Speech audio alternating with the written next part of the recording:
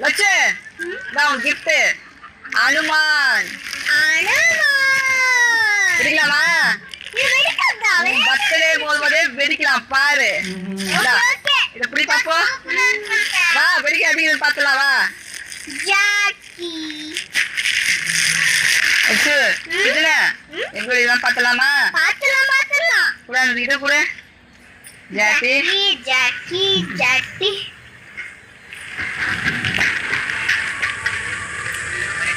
Sugar mind ஓடிட்டா.